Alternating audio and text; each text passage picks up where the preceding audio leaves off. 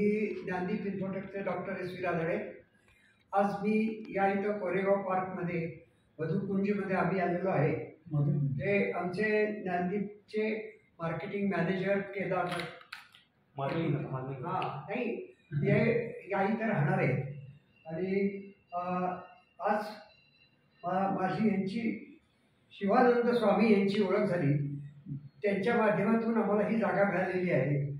आम्ही आजपासून हे बुक करतोय 3 महिन्यासाठी. नंतर मग पुढे ते कंटिन्यू करू. जागा आम्ही बघितली, खूप छान आहे.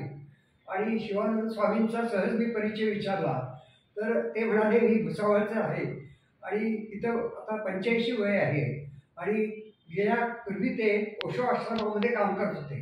मला फार आनंद झाला. तर आपण थोडक्यात आपला परिचय करून द्यावा आणि ओशो आश्रमात आता काय आहे, पूर्वी काय होतं, जरा कल्पना सांगा. मी ओशोचा शिष्य मोठ्यांनी बोला. म्हणजे स्वामी शिवानंद भारती माझं नाव ओशोने दिलेलं. खरं नाव जे होतं माझं ते Sharadchandra Phulpure. That is my legal name. अच्छा. मी भुसावळचा. भुसावळला माझा जन्म झाला. 1 जानेवारी 41. अच्छा. माझा जन्म तिथं. आणि माझा 31 डिसेंबर 43. एक दिवसाला आणि मग मी आश्रमातच काम केलं गाईड म्हणून. तिथे आम्हाला साऱ्या सुविधा मिळायच्या. 15 ते 20 हजार साऱ्या जगातून लोक यायचे ओशो.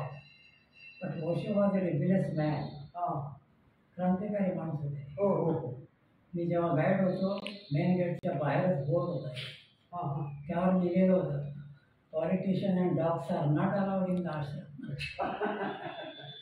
You understand what. ते रिबिलियस होते म्हणून त्यांना इथे जेव्हा भयानक गर्दी झाली, जागाच नव्हती. इथे सारी शेती होती पहिल्यांदा. काही बिल्डिंगा नव्हत्या. पण ओशो आल्यानंतर इतकी गर्दी झाली तर foreigner they used to make huts on the treetop. In the field on the shore of the river. जागाच नव्हत्या. ते फॉरेनर सेंटर होते. अशी ती अवस्था होती. त्यामुळे त्यांच्यामुळे कोरेगाव पार्क खूप वाढला. तुम्हाला भाषा येत असते बरेच. आणि 10 लक्ष 10 कोटी म्युन्सिपाल्टीच्या तिजोरीमध्ये जायची औषधमुळे. दरवर्षी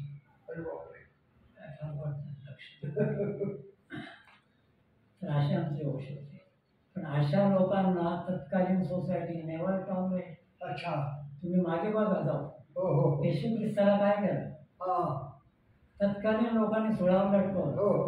आता 1/3 population of the world is Christian. Tukaram महाराजाला काय केलं माहित आहे ना? सांगायचं आवश्यक. ज्ञानेश्वराला काय केलं? मुक्ताबाईच्या पाठीवर चपाती शेकायची. ते जग असं विचित्र आहे. सॉक्रेटिस सुक्रात म्हणून he was killed by living poison. मीराला काय केलं? विष दिलं. महावीरच्या कानात सळच्या सळ्या टाकल्या. भगवान बुद्धावर त्याच्याच भावाने पागल हाती सोडले ना. हे जग असते. शेवटी ओशोची तीच गत झाली. जेव्हा इथून ते गेले अमेरिकेत ओरेगॉनमध्ये 65,000 एकरची जमीन घेतली ओरेगॉनला. तिथे अप्रतिम त्यांनी बनवलं ओरेगॉन. त्याचं नाव ठेवलं रजनीशपुरम. आम्ही ओरेगॉनला जाऊन आलोय मी. तिथे तलाव पाणी नव्हतं. तर ओशोची शिष्य त्या एज्युकेटेड डॉक्टर, इंजिनियर, आर्किटेक्ट. त्यांनी अप्रतिम तिथे डिमांड केला. 2 तलाव बनवले तिथे. एकाचं नाव ठेवलं पतंजलीने आणि एकाचं नाव ठेवलं जय कृष्णमूर्तीने. मला माहिती आहे जय कृष्णमूर्ती. जेजू कृष्णमूर्ती. मी जेव्हा मुंबईला होतो मी त्यांना भेटलो. त्यांचे प्रवचन ऐकत. मला फार आनंद. तुमचं शिक्षण काय झालंय?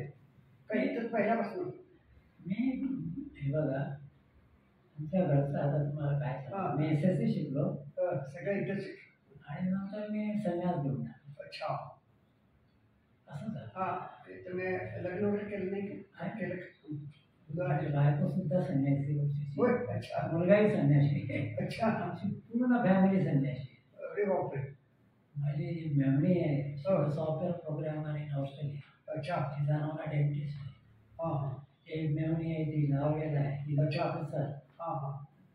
सारे शिकलेले चाललंय. अच्छा. तिकडे आता भुसावळला कोणी आहेत का? कोण नाही. ते घरी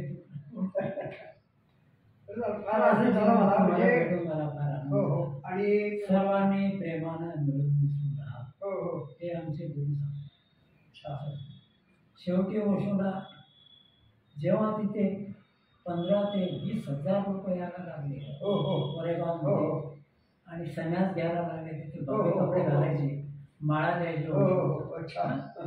तर ते जेव्हा बाहेर फिरायला लागले नाचायला लागले हो तेव्हा ते पोप आला की हा माणूस सर्वांना ख्रिश्चन लोकांना हिंदू बनवतोय.